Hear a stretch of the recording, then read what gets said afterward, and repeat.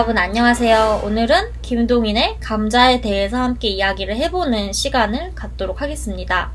김동인의 감자라고 했을 때 이 감자라는 대상하고 인물하고 어떤 관계가 있을지 먼저 한번 우리가 생각을 해봐야겠죠. 감자는 보통 먹거나 캐거나 하죠. 그 다음에 감자는 또 주식이 됩니다. 그래서 어떻게 보면 생존의 의미를 감자가 가질 수 있겠다 이렇게 생각할 수도 있겠죠. 여기서 이제 복녀라는 사람이 어떤 사람인지를 설명하는 게 나옵니다. 그 소설의 첫 번째로 보면은요. 복녀는 칠성 문밖 빈민굴, 그러니까 어떤 문 밖에서 거지들이 모여서 살고 있어요. 근데 그 밖에 빈민굴로 오기 전까지는 복녀의 아버지가 산업공상의 제2위에 드는 농민이었다 이런 얘기를 합니다. 예전에는 선비사, 그 다음에 농부할 때 농, 그 다음에 공업하는 사람, 뭘 만드는 사람, 그 다음에 상인 해가지고 선비 다음에는 농민이 제2의 계급이었습니다. 그래서 이런 거를 강조하고 있죠. 그 다음에 복녀의 그 성격에 대해서 이렇게 얘기를 합니다. 복녀는 원래 가난은 하나마 정직한 농가에서 규칙 있게 자라난 처녀였다 라고 얘기를 하는데요. 그래서 복녀 같은 경우는 원래는 도덕적인 의식이 있던 처녀였죠. 하지만 이 소설을 공부한 사람들은 알다시피 복녀의 이런 정직한 성격이 아주 판이하게 바뀌게 됩니다. 그래서 여기서 복녀는 입체적 인물이다 이렇게 배우죠. 자, 그러면 복녀가 왜 그렇게 타락했는지에 대한 이유를 설명을 해줍니다.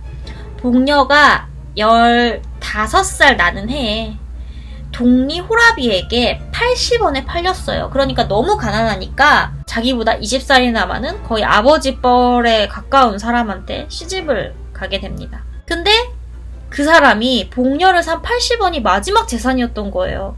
그 다음에 그가 극도로 게으른 사람이었어요. 그래서 동리 노인들이 소작할 수 있는 밭을 주면은 종자만 뿌려둔 다음에 후치질도 안 하고 김도 안 메고 그냥 농사일을 전혀 안 하고 그냥 내버려 두죠. 자, 그래서 그는 한 밭을 이틀을 연하여 붙여본 적이 없었다라고 얘기해요. 그러니까 이틀 동안도 일을 못하는 그런 성격이죠.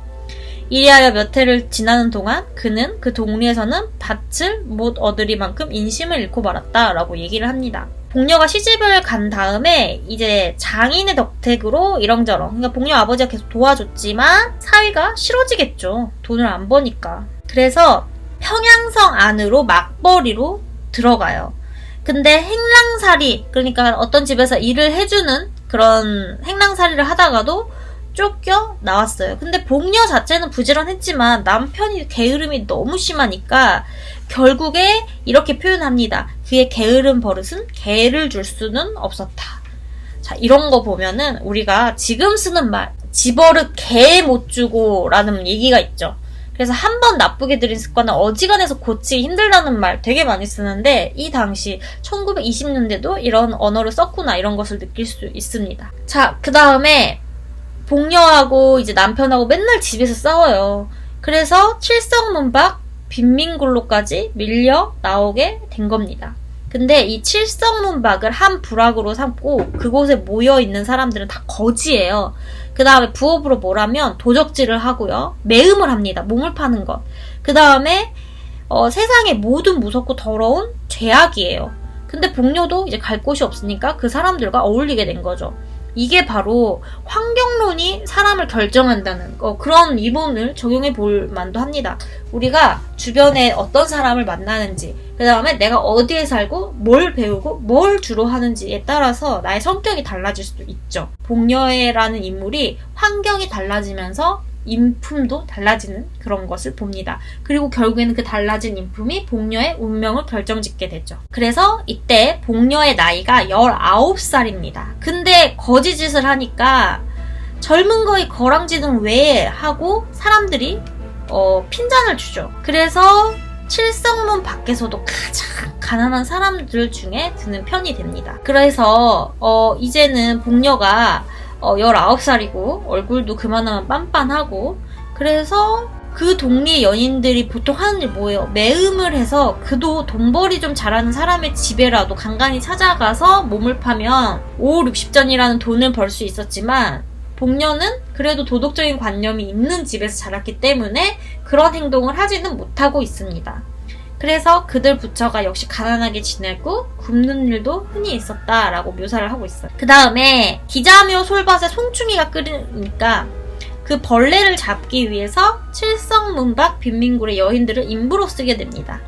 그래서 빈민굴 여인들이 다 지원을 하죠. 돈을 벌 수 있는 기회니까. 근데 뽑힌 것은 겨우 50명이에요. 그 다음에 이제 복녀도 그 가운데 한 사람이 됐죠. 복녀는 열심히 송충이를 잡는 거예요. 근데 그 송충이가 얼마나 징그러워요. 그래서 이렇게 하루 종일 송충이를 잡아 32전을 버는다고 나옵니다. 근데 복녀가 이상한 현상 하나 본 거예요.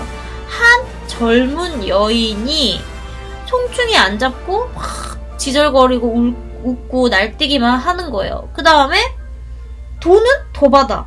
일하는 사람의 공정보다 8전이나 더 많이 내어주는 거예요. 그래서 감독도 그 사람을 봐줘. 그러니까 복녀가 너무 이게 이상하잖아요. 근데 어느 날 감독이 이제 복녀를 찾아가요. 복내, 얘 복내 왜 그럽니까? 이러면서 얘기를 하는데 좀 오너라 라고 해요. 얘 너 대디 가보지 않겠니? 라고 하고는 복녀를 데려가서 뭘 할까요? 네, 복녀가 이제 그 감독과 이제 관계를 맺게 되고 매음을 하게 된 거죠.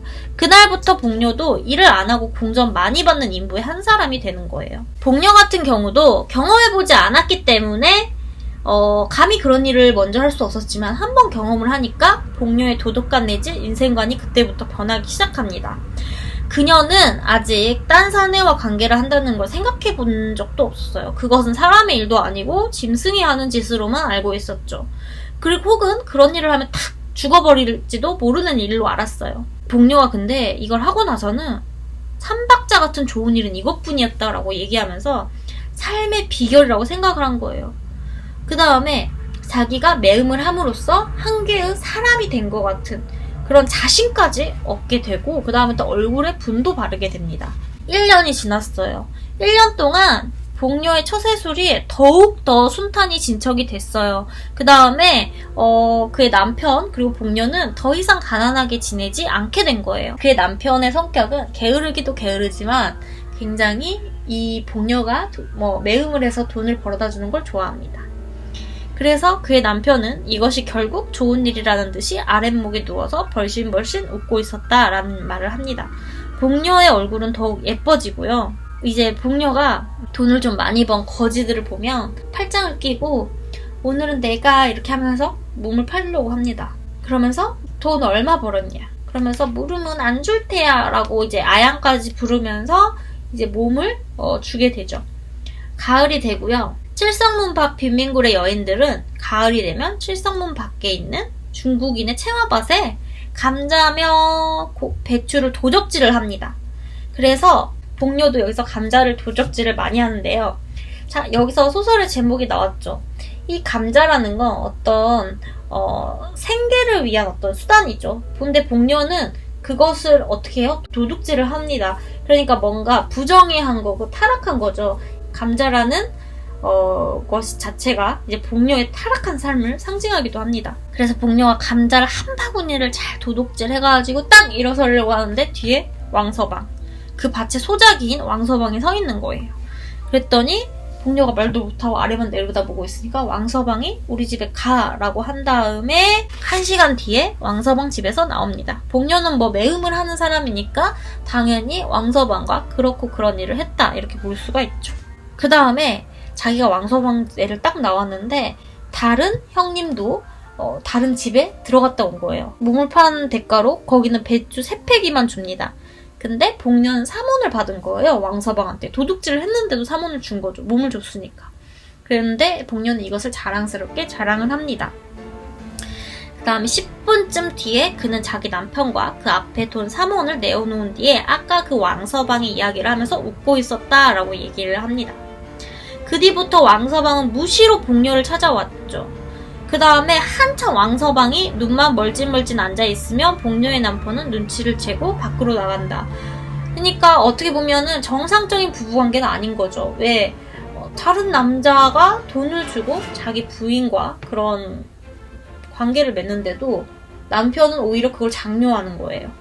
이게 바로 이 가난이라던가 생계가 유지되지 못하는 그런 현실 속에서의 도덕적인 타락을 의미를 합니다. 그래서 복녀의 부처는 이제 이 빈민굴의 한 부자가 되죠. 그 겨울도 가고 봄이 이르렀다. 그 다음에 왕서방이 돈 100원으로 어떤 한 여자를 사오게 됩니다.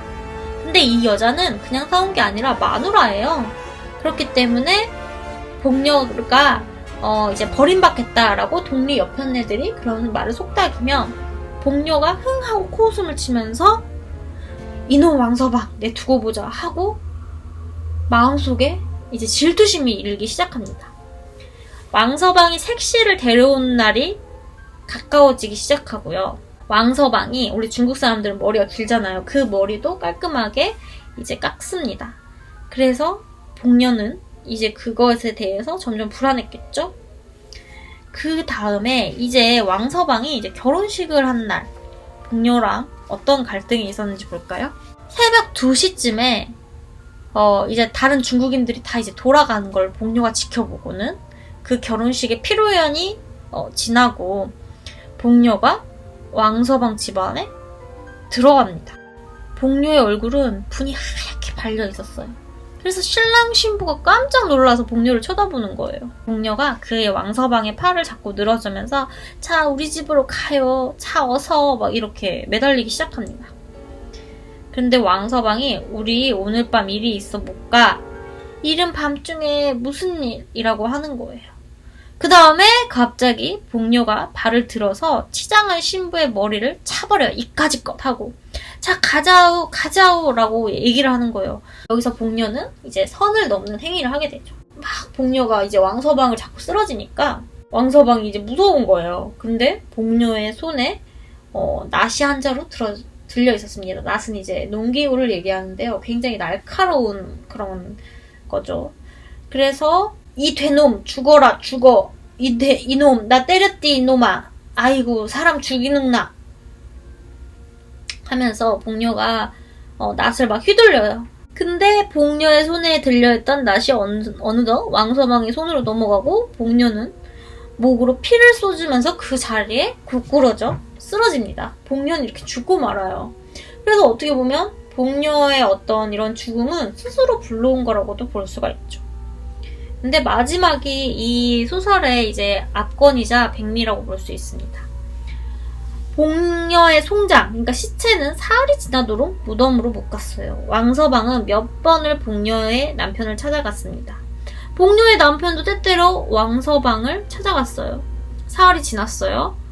자, 근데 그 밤중에 복녀의 시체가 왕서방의 집에서 남편의 집으로 옮겼는데 그 시체는 세 사람이 있습니다. 한 사람은 복녀의 남편, 한 사람은 복녀를 죽인 왕서방, 또 한 사람은 어떤 한방의사. 지금으로 따지면 그냥 의사라고 보면 되죠. 왕서방은 말없이 돈주머니를 꺼내어 10원짜리 지폐 석장을 복녀의 남편에게, 한방의의 손에도 10원짜리 2장이 갔다. 그래서 이튿날 복녀는 뇌일혈, 그러니까 뇌출혈 같은 것으로 죽었다는 한방이의 진단으로 공동묘지로 가져갔다라고 이렇게 끝납니다.